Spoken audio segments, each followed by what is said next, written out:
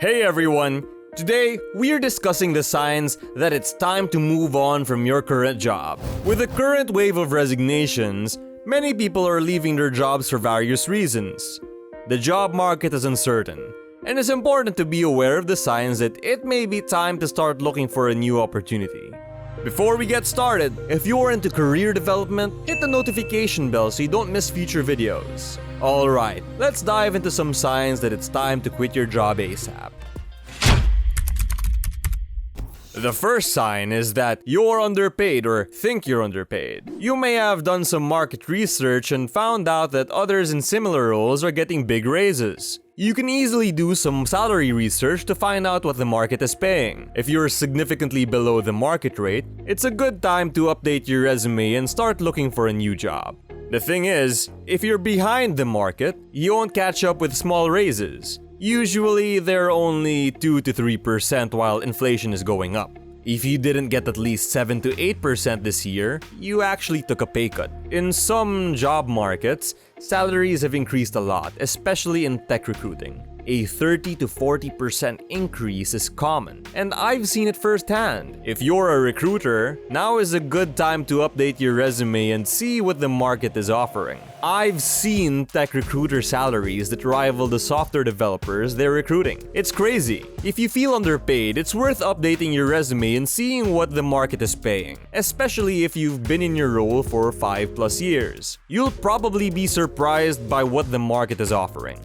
You feel constantly overloaded or overworked. It's common now because lots of people quit their jobs, and companies can't replace them or cut back on expenses due to inflation. This leads to one person having to do the work of two, sometimes even working 70, 80, or 90 hours a week. It's not sustainable and can cause burnout. If you find yourself in this situation, it might be time to update your resume and look for a better opportunity. Just make sure to ask the right questions in the interview, so you don't end up with someone else's problem. The next reason is related to the previous one. Companies are struggling due to rising costs, like for raw materials and doing business. If a company can't handle these costs, they'll have a hard time giving raises or filling open positions. They need to be competitive in their compensation package and work-life balance to keep up in the job market. If your company is overworking you and you haven't had the time to take a break, it's time to start looking for other job options. A good company understands the importance of taking care of their employees and not burning them out. If you're feeling burnt out,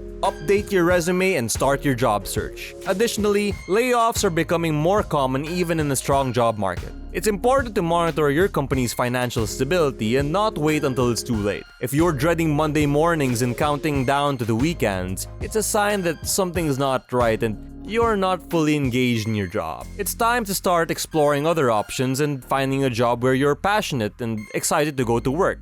If you've been working from home for the past couple of years during the pandemic and your company is now forcing you back to the office just for the sake of being there, it may be time to consider other options. There are companies that are taking advantage of this situation by targeting employees from companies that are requiring a return to the office. They know it's an easier sell to offer a fully remote position. If your company is forcing you back without a good reason and your job can be done remotely, it's a good reason to look for another job. Some people argue that being in the office leads to more promotional opportunities, but that's an outdated way of thinking. Many remote-first companies have employees that are being promoted, so it's worth considering if you're in the right organization. If you're being forced back to the office, make a decision that's right for you. If you're doing less and less work, it could be a sign of burnout, lack of motivation, or just not having the passion for the job anymore. This is called quiet quitting. If you're finding it hard to get motivated or your work output is decreasing,